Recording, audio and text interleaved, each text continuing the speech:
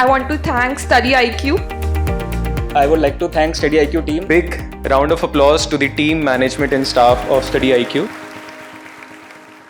दुनिया में पानी के सिवा without water nothing is complete. Similarly anthropology एक ऐसा सब्जेक्ट है जिसकी नॉलेज के बिना, जिसकी अंडरस्टैंडिंग के बिना, जिसके एप्लीकेशन के बिना मोस्टली हर एक चीज़ इनकम्प्लीट नज़र आती है।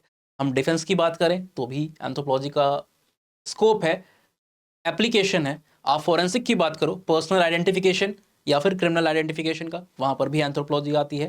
पेटर्निटी डिस्प्यूट्स होते हैं, है ना, एनडी तिवारी जी के केस में देखा होगा, या फिर कुछ समय पहले भी कोई क्लेम कर रहा था कि he was actually son of Aishwarya Rai Bachchan. So वहाँ पर भी एंथ्रोपोलॉजी का रोल आता है। फैमिली ट्री जीनियोलॉजी को आप बनाते हो, जिसको हिंदी में हम वंशावली कहते हैं, वहाँ पर भी एंथ्रोपोलॉजी है। मैरिज को समझना है, सोसाइटी के फंक्शनिंग को, स्ट्रक्चर को, एसोसिएशन को, मैरिज आई कहाँ से, होती क्या है, हर एक सोशल कॉन्सेप्ट को समझने के लिए anthropology is the key subject that you need to understand. But क्या कहूँ कि जो आपका जो बेसिकली अगर आप वीडियो देख रहे हो, है ना, स्टडी IQ IAS के चैनल पे, तो आपका मेन एम्बिशन आपके अंदर कहीं ना कहीं होगा pertaining to civil services. Even अगर नहीं होता है, आप एक जर्नल वे में इस वीडियो को देख रहे हो, तो भी आपको पता है कि UPSC और सिविल सर्विसेज IAS बनने का जो सपना है वो इस देश का सबसे बड़ा सपना है ना। कई बार कहा जाता है कि जॉब्स तो बहुत सारी हैं पर कोई IAS जैसी नहीं, UPSC जैसी नहीं, ठीक है। तो IAS ही होता है, पर जो IAS है, जो ब्यूरोक्रेसी है देश की, जो गवर्नेंस है, एडमिनिस्ट्रेशन है ना, ये एंथ्रोपोलॉजी के बिना बहुत ही ज़्यादा अधूरा है। कैसे अधूरा है वो हम आज के इस वीडियो में डिस्कस करेंगे। नमस्कार, मेरा नाम है उत्कर्ष सिंह और the topic for today, as आपको सामने बोर्ड पे दिख रहा होगा, the governance, administration, bureaucracy, everything is actually not complete और incomplete in the absence of anthropology, without anthropology. और एंथ्रोपोलॉजी हर एक लेवल पर हेल्प करती आई है इंडिविजुअल्स का, किस तरीके से, कहाँ कहाँ पे, वो हमें इस पर्टिकुलर वीडियो में समझना है। तो मोस्टली यहाँ पर अगर आप देखोगे तो एक इंडिविजुअल की बहुत ही पुरानी सी ब्लैक एंड वाइट फोटो आपको दिखाई दे रही है ना। अगर आप में से कोई एंथ्रोपोलॉजी का स्टूडेंट है तो कमेंट सेक्शन में, before I am going to tell it, आप यहाँ पर मुझे बताओ कि ये फोटो किसकी है। I will be very happy to know अगर आपको आंसर पता है कि ये फोटो किसकी है, without and before as I am going to write it. अगर इससे पहले आपको पता है तो आप वहां पर जरूर लिख सकते हो, ठीक है। नाम एंड सज्जन का ललिता प्रसाद विद्यार्थी, गया स्कूल ऑफ एंथ्रोपोलॉजी से, जो बिहार में लोकेटेड है, वहां से बिलोंग करते हैं, है ना। वहां के एक प्रोमिनेंट एंथ्रोपोलॉजिस्ट हैं। और जिस तरीके से अगर आप दुनिया के मैप पे देखो तो around the independence, near the time frame of independence, जो सबसे प्रोमिनेंट 3 पर्सनैलिटीज है जिनको पूरी दुनिया भर में जाना गया, वो कौन रही हैं?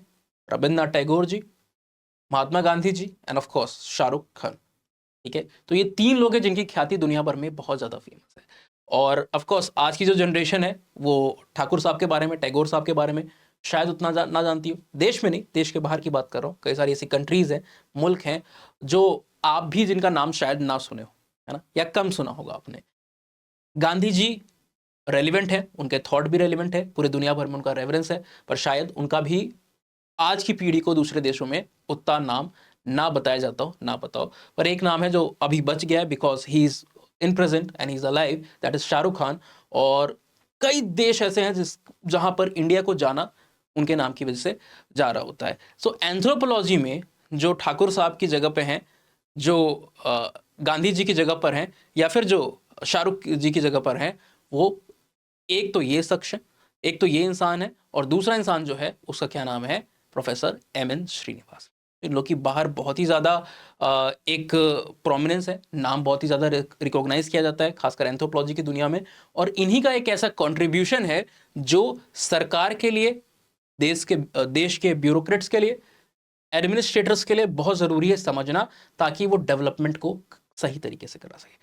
सोचिए, दिवाली का फेस्टिवल है ना, और दिवाली के फेस्टिवल में आपको कोई कहे कि, ऑफकोर्स आपके पेरेंट्स कहें कि आई एम प्लानिंग कि आपके लिए कोई गिफ्ट लेकर के आ जाए, ठीक है, certain new thing, it may be a cycle, it may be a motorcycle, bike, it may be a four wheeler, a car, ठीक है, और आपसे आपकी पसंद ना पूछी जाए। इवन अगर आपका सिर्फ कह दिया जाए कि आपके बेडरूम को हमें पेंट कराना है, रेनोवेट कराना है, और वहां पर आपकी पसंद को ना पूछा जाए, तो आपको कैसा लगेगा?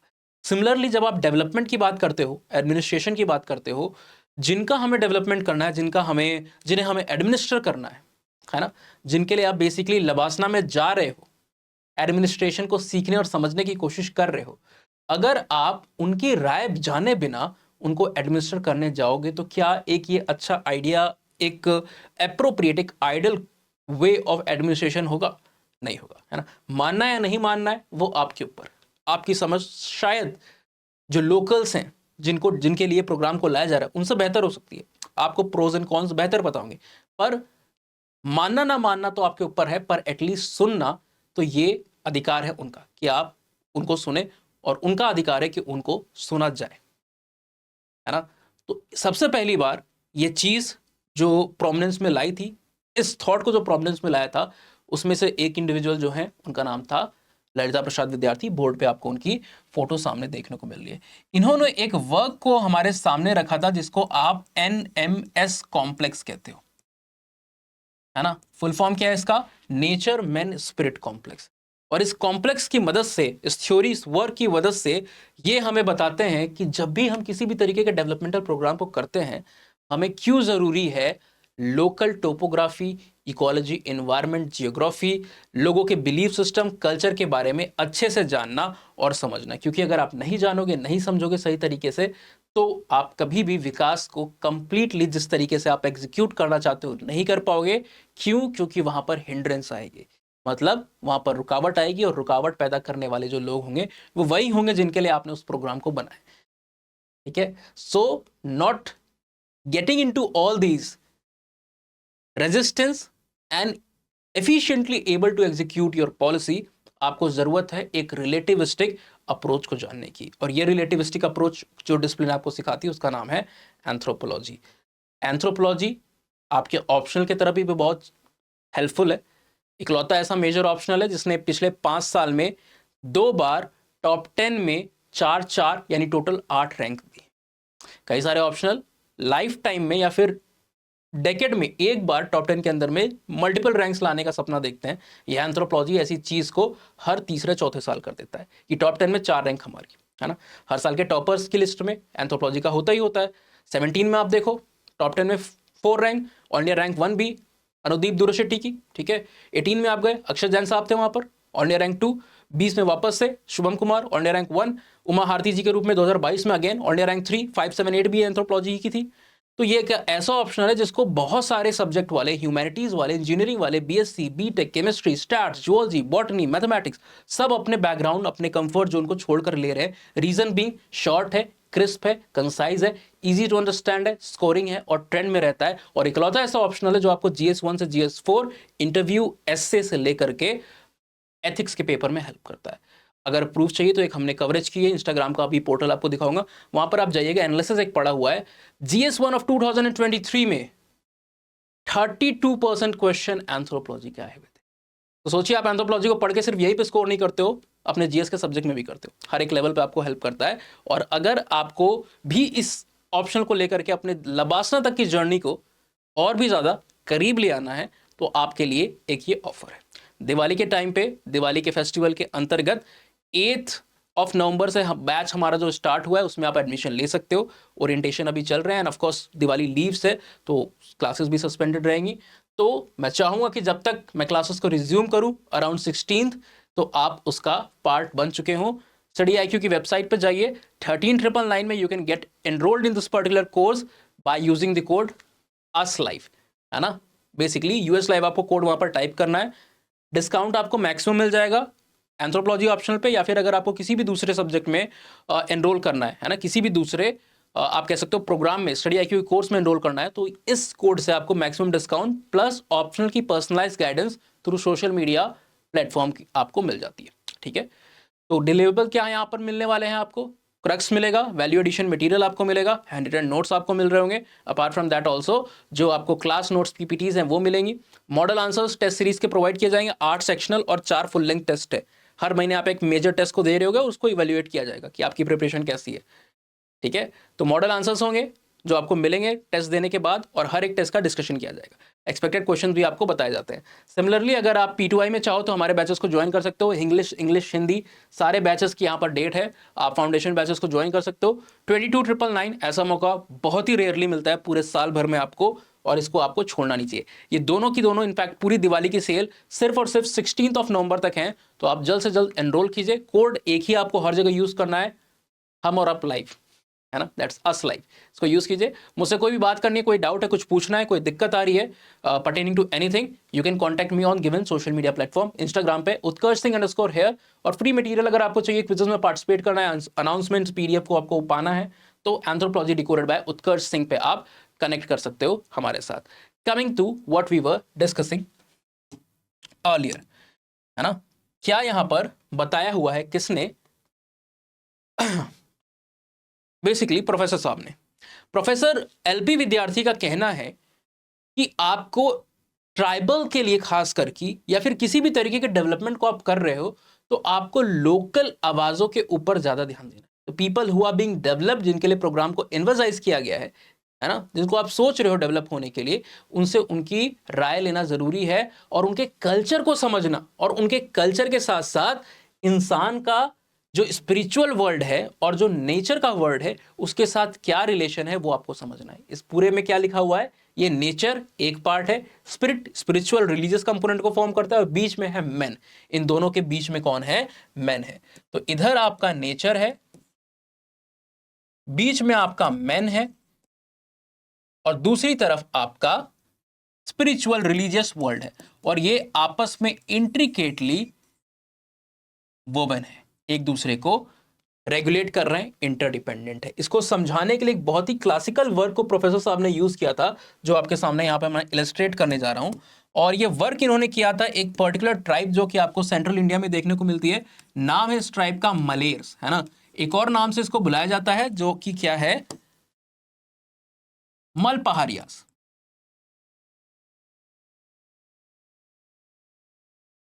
ठीक है, मलपहारिया के नाम से भी आप देखते हो कि इस ट्राइब को बुलाया जाता है। जब प्रोफेसर साहब ने इस ट्राइब के बीच में काम किया तो इन्होंने पूरे के पूरे स्पिरिचुअल, रिलीजियस, इकोनॉमिक एस्पेक्ट और साथ साथ जो इक्विलिब्रियम वहां पर मेंटेन्ड है इंसान और नेचर के बीच में, उसको डीकोड करने की कोशिश की।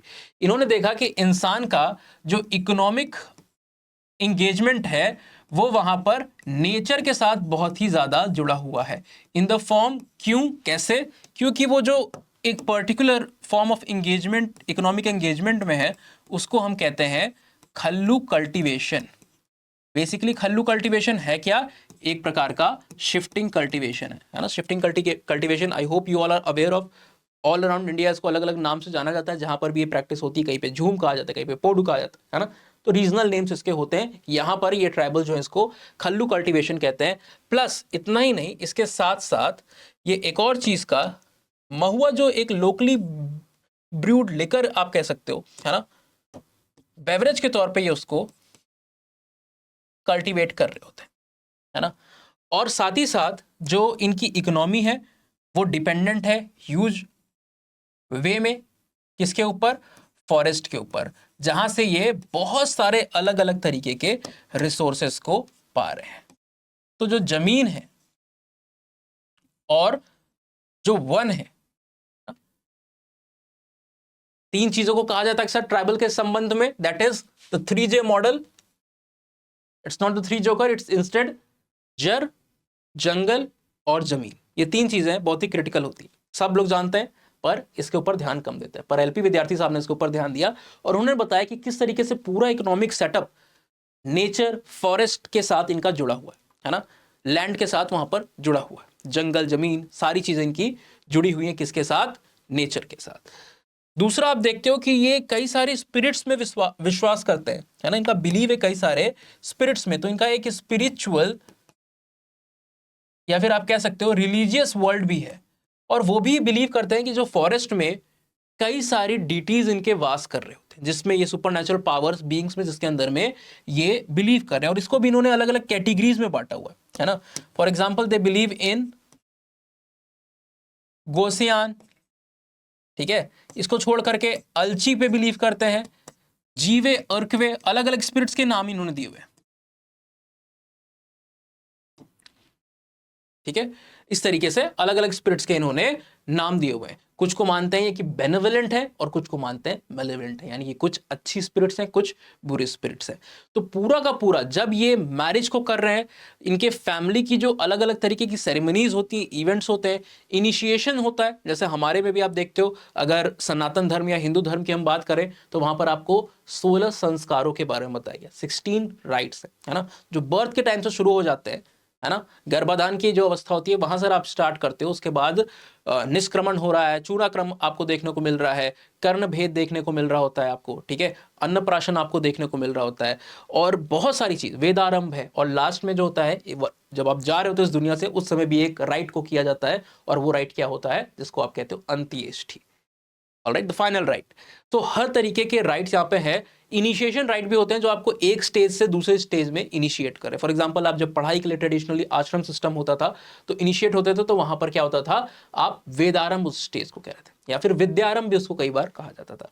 तो एक स्टेज से आप दूसरे स्टेज में जा रहे होते हो, ठीक है। तो इस तरीके की कई सारी चीजें जब इनके बीच में होती है, इन कम्युनिटीज के बीच में, ट्राइबल्स में तो बहुत ही मार्क्ड वे में की जाती है, एक इवेंट के रूप में इसको मनाया जाता है ना। बहुत बड़ा, कई बार कई जगहों पे फीस्ट दिया जाता है जब ये इस तरीके की इनिशिएशन सेरेमनी हो रही है।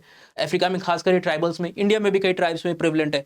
तो इस इनिशिएशन के समय पे भी ये स्पिरिचुअल वर्ल्ड जो है, जो इनका नेचुरल वर्ल्ड है, वो बहुत इंपॉर्टेंट होता है। ये ब्लेसिंग्स को सीख करते हैं डीटीज से, और डिपेंडेंसी वहां पर अपनी एक अपना रेफरेंस जो है उसको वहां पर शोकेस कर रहे होते हैं। अब गवर्नमेंट ने क्या चाहा, गवर्नमेंट ने चाहा कि let us execute certain programs जहां पर हम इनको डेवलप करने की कोशिश करेंगे, और उसके लिए what we will do, we will rehabilitate them to certain other place, है ना।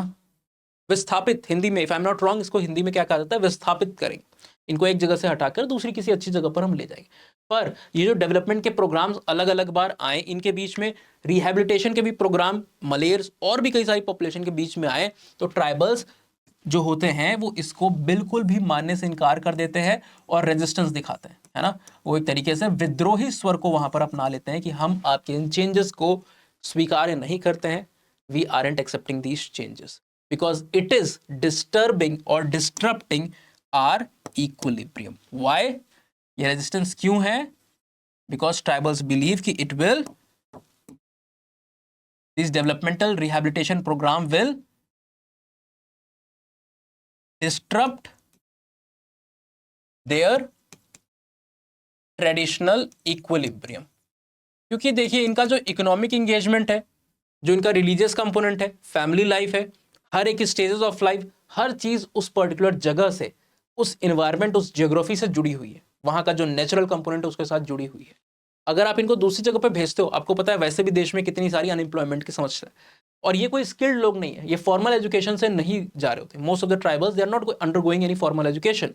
सो ऐसा नहीं है कि आप अगर उनको एक जगह से दूसरे जगह पर भेज देते हो तो वो किसी और स्किल सेट में आ जाएंगे। उनको तो काम ही वही आता है जिसको वो कर रहे थे, फॉरेस्ट से रिसोर्सेज को कलेक्ट कर रहे हैं, और इवन वो एग्रीकल्चर तक नहीं कर रहे हैं, वो शिफ्टिंग कल्टीवेशन के लेवल पर। जिस समय ये वर्क हुआ, एलपी विद्यार्थी साहब बहुत पहले, उन्होंने most of the work of professor LP Vidyarthi was in the decades of 60s and 70s। 58-59 में उन्होंने अपना डॉक्टरल थीसिस को खत्म किया था, और 61 से इनके बेसिक जो मेन बुक्स और वर्क है वो पब्लिश होना शुरू हो गए। बाद में इनको कई सारी जो टास्क कमिटीज थी गवर्नमेंट ऑफ इंडिया ने वहां पर बुलाया। ट्राइबल्स के लिए जब प्रोग्राम बनाए जाते थे, फॉरेस्ट की पॉलिसी बनाई जाती थी, तो इनको कहा जाता था विद्यार्थी साहब आइए आप उसको चेयर कीजिए, ठीक है। तो बहुत इंपॉर्टेंट पर्सनालिटी रहे, लेकिन वर्क जो इनके हैं वो 60s-70s के डेकेड में मोस्ट ऑफ द वर्क इनके वहां पर आपको पब्लिश होते हुए देखने को मिले हैं। तो ये जो 30 साल का समय है, ये उस समय की बात है, ये आज से लगभग 40 साल पहले की हम यहाँ पर बात कर रहे हैं। ऑलराइट, सो रेजिस्टेंस दिखाएंगे, और कोई दूसरी भी ट्राइब होगी तो वो इस तरीके रेजिस्टेंस दिखाएगी। प्रोफेसर साहब का ये कहना था कि आपको इस इक्विलिब्रियम को, जिसको आप डिस्टर्ब करने जा रहे हो, कि उनके नेचर से उनको हटा रहे हो, उनका इकोनॉमिक एंगेजमेंट जिसमें वो पले बढ़े और उनको सिर्फ वही काम आता है, तो वो उसको नहीं छोड़ने वाले किसी भी कीमत पे। आप कुछ भी कंपनसेशन दो, आप किसी भी तरीके का रिहैबिलिटेशन दो, because they are totally dependent. और इससे भी ज्यादा क्या होता है, the feeling of unification with your own land, है ना, अपनी जमीन के साथ जुड़े होने का जो इनके पास, जो इनका इमोशन है, जो इनकी फीलिंग है, एंड जो इनका स्पिरिचुअल वर्ल्ड है, कि ये जाएंगे तो इनके डीटीज तो वहीं रह जाएंगे। ये सारे डीटीज इनका हमने नाम किया, गुड बैड, ये सब के सब, इनका पूरा रिलीजियस वर्ल्ड वहां पर रह जाएगा, बिकॉज वो उस जगह के साथ जुड़ा हुआ है ना। तो they will show hindrance, they will place hindrance in such programs to be executed. So इस तरीके की चीज़ों को करने से पहले गवर्नमेंट को पूरे के पूरे इक्विलिब्रियम को समझना चाहिए, लोगों की एस्पिरेशन को समझना चाहिए, उनके इनपुट्स को मानना चाहिए। एंथ्रोपोलॉजी ने इस चीज़ के तहत एक बहुत अच्छा वे सजेस्ट किया जिसको गवर्नमेंट ने भी बाद में यूज़ करना शुरू किया, पर उसकी एफिशिएंसी अब हमें उतनी नहीं देखने को मिलती है, जिसको आप क्या कहते हो, PRA। बेसिकली एक मेथड है जिसका फुल फॉर्म क्या है, पार्टिसिपेटरी रूरल अप्रेजल, है ना। और जो ये डाउन टू अप अप्रोच है उसको ये इनकॉर्पोरेट करती है अपने सोल के अंदर में। जब कोई भी पॉलिसी, कई भी आप बार देखते हो प्लानिंग कमीशन का, या जब CDP भी हमारे देश में चल रही थी शुरुआती दौर में, उसके फेलियर के ऊपर ये कहा जाता है कि जो अप्रोच थी वो अप टू डाउन थी, है ना, इसलिए वो फेल हो गई। 50 तरह के रीजन दिया तो उसमें से एक रीजन ये भी रहता है। नीति आयोग को कहा जाता है कि अब उसकी अप्रोच बदलेगी, है ना, NITI Aayog down to up approach को इन्वर्साइज करती है। पर PRA आज से लगभग 4 दशक पहले आया ये कार्यक्रम जो है, ये अप्रोच, ये मेथड जो है, ये भी इस तरीके के अप्रोच को इन्वर्साइज करता है, जहां पर ये कहता है कि आपको जिनको डेवलप करना है उनके साथ आपको कई लेवल्स की टॉक्स को एग्जीक्यूट करना है ना। You have to also place an trajectory walk. जिस एरिया को आपको डेवलप करना है, लोगों के साथ जाइए, जो लोकल्स हैं उनकी प्रायोरिटीज को समझिए, उनकी नीड्स को समझिए। I give you a brief example. Let's say government has initiated और allocated a fund of 100 crore rupees, है ना, एंड इट हैज सेड कि we can execute 4 different programs. Alright, 100 crore का गवर्नमेंट ने बजट दे दिया और कहा कि भाई हम 4 तरीके के प्रोजेक्ट हैं, जिसमें से पहला है कि हम क्या कर सकते हैं, वेल्स का कंस्ट्रक्शन, वाटर रिसोर्सेज और इरिगेशन जैसी चीज़ों के ऊपर हमारा फोकस होगा। दूसरा क्या है, हम कनेक्टिविटी ट्रांसपोर्ट को बढ़ाने की कोशिश करेंगे, कई सारे रोड्स को और कनेक्टिविटी के लिए हाईवेज को भी वहाँ पर बनवाएंगे, ठीक है। तीसरा हो गया एजुकेशन के ऊपर हम काम करेंगे, और लास्ट है कि हम हेल्थ के ऊपर करेंगे। मोस्ट ऑफ द टाइम देखा गया है कि गवर्नमेंट की अगर कोई बहुत बड़ी स्कीम या बहुत बड़ा वहाँ पर एक मोटो चल रहा होता है ना, जैसा आप देखते हो Beti Padhao Beti Bachao, apart from that जो हेल्थ मिशन के लिए कई सारी चीज़ होती है, स्वच्छता अभियान, है ना, गली गली में नुक्कड़ों में गवर्नमेंट ने पैसे को भेज करके, बजट अलोकेट करके, through the means of street plays, है ना, जिसको नुक्कड़ नाटक कहते हो, गवर्नमेंट ने क्या चलवाया, अवेयरनेस ड्राइव को चलवाया, ठीक है। तो इस तरीके के प्रोग्राम जो होते हैं उसको लोकल लेवल पर जो एडमिनिस्ट्रेशन होते हैं, जो स्टेक होल्डर्स होते हैं, वो ज़्यादा प्रायोरिटाइज करेंगे। पर प्रोग्राम आपको अपने लिए वहाँ पर एग्जीक्यूट नहीं करना है, वो एग्जीक्यूट किसके लिए हो रहे हैं, उन लोकल्स के लिए हो रहे हैं। तो आप उनके साथ पहले ट्रांजेक्टरी वॉक करोगे, मैपिंग करोगे पूरे गाँव के एरिया की, और उनकी प्रायोरिटीज़ को जानने की कोशिश करोगे। फॉर एग्जाम्पल आपके लिए हो सकता है एजुकेशन और हेल्थ, आपको लगे कि बहुत बड़ी चीज़ है, हमें पहले ये करना चाहिए, पर उनका जो मेन इशू है वो अभी वाटर के लेवल का है, पानी की कमी है, किल्लत है, क्रॉप्स के लिए इरिगेशन के मींस वहां पर नहीं है। तो बेसिक सर्वाइवल उनका किससे जुड़ा हुआ है, वो उनका जुड़ा हुआ है सर्वाइवल इस पर्टिकुलर चीज से, है ना। और आपकी नजर में इंपॉर्टेंट क्या है, ये दोनों चीज है, आपकी टॉप प्रायोरिटी ये है। तो जब आप ये कोऑर्डिनेशन करोगे, डाउन टू अप अप्रोच करोगे, you will ask them to participate in their own developmental program, तो वो आपको इनपुट्स दे पाएंगे, अपने आइडियाज को शेयर कर पाएंगे, अपनी एस्पिरेशन के साथ आपको जोड़ पाएंगे। And basically that gives also us the idea कि किस तरीके से हम डेमोक्रेसी की जो बेसिक आइडिया है ना, डेमोक्रेसी, ये जो हम रिपब्लिक कहते हैं, है ना, तो इट्स वी द पीपल, हमारे लिए है ना, by the people, to the people, for the people. So आप पीपल की बात को ही नहीं सुनोगे, इग्नोर करोगे, तो वो स्पिरिट, वो जो मोटो है वो कभी भी कंप्लीट नहीं हो पाएगा। And that's what PRA also emphasises, है ना। और LP विद्यार्थी साहब भी इसी बात को कह रहे थे कि आपको अप्रोचेस के तहत लोकल एस्पिरेशंस को जानना, प्रायोरिटीज को समझना, एंड मोस्ट इंपॉर्टेंटली जो एक रीजनल मॉडल है ना, जियोग्राफी, स्पिरिचुअल वर्ल्ड और इंसान की अपनी ज़रूरतों के बीच में जो इंटररिलेशन, इंटरकनेक्शन है, which is interwoven, where all the 3 components are intricately related to each other. Sometimes man is entirely dependent on the other 2 components. तो उस इक्विलिब्रियम को आपको कभी भी किसी भी अप्रोच के लिए, किसी भी प्लानिंग, किसी भी प्रोग्राम, किसी भी पॉलिसी के तहत डिस्टर्ब नहीं करना, otherwise you are going to continuously face the resistance. And बिना रेजिस्टेंस को फेस किए अगर आपको करना है काम, तो आपको विद्यार्थी साहब की और PRA की जो सोल है उसको अपनी पॉलिसी में, अपनी स्कीम के अंतर्गत अपनाना होगा। So I hope this particular thing, ये जो टॉपिक है काफ़ी ज़्यादा इंपॉर्टेंट है आपसे क्वेश्चन, क्योंकि मेंस में कई बार पूछ लेते हैं डेवलपमेंट रिहैबिलिटेशन के जो प्रॉब्लम्स हैं, है ना, इसके ऊपर क्वेश्चन आ सकता है। LP विद्यार्थी साहब के ऊपर खुद एक कंट्रीब्यूशन के ऊपर भी आ सकता है, because every year we have a question on contribution of a particular anthropologist. तो इनका नाम भी बहुत समय से आया नहीं है, आपसे पूछ सकता है। इनका जो NMS मॉडल है वो भी डायरेक्टली पूछ सकता है। तो 1-2 कॉन्सेप्ट आप पढ़ते हो, इससे लगभग 3 से 4 तरीके के अलग क्वेश्चंस को आप वहाँ पर कर सकते हो। बैचेस में हम इसको पूरी डिटेल के साथ पढ़ रहे होते हैं, इनके कंट्रीब्यूशन के नोट्स भी आपको वहाँ पर प्रोवाइड किए जाते हैं अलग से, और डिस्कशन भी हम यहाँ पर कर रहे होते हैं। और बैचेस शुरू कब से हैं ये चीज़ आपको पहले ही हमने बता दी है। बैचेस शुरू हैं आपके 8 नवंबर से, ठीक है, और क्लोज हो जाएंगे हमारे एडमिशन जो अभी बैच स्टार्ट हुआ है वो सेल के समय ही, है ना। ये दोनों चीज़ें ओवरलैप कर रही हैं। स्पेशली आपके लिए इस बैच को मैंने इस तरीके से डिज़ाइन किया है कि शुरू होगा one of the most auspicious day of the calendar, that is Deepavali, है ना। और आपको आपकी जीत, कहते हैं दिवाली पे जो चीज़ शुरू की जाती है, it is always destined to get huge amount of success. तो we have also plan it accordingly, है ना, to have all the blessing of the divine beings. और उस तहत हमने बैच को शेड्यूल किया है। 8 से बैच स्टार्ट है, 9 से आपकी यहाँ पर सेल स्टार्ट हुई है, 16 को सेल खत्म है और 16 को हमारा बैच भी क्लोज होने वाला है। So I hope before it's too late, us live यानी कि हम और आप live, US live code enrollment के समय आप इस्तेमाल करके मैक्सिमम डिस्काउंट को पा जाइएगा। और साथ ही साथ आप क्या कर सकते हो, सोशल मीडिया के थ्रू गाइडेंस को भी सीख कर सकते हो throughout the length of the course, जब तक आपका कोर्स चल रहा है। ऑल राइट, तो ensure that and get the enrolment as soon as possible. See in the batches hopefully. Till then, thank you. Have a nice day. Signing off. Study IQ IAS. अब तैयारी हुई affordable.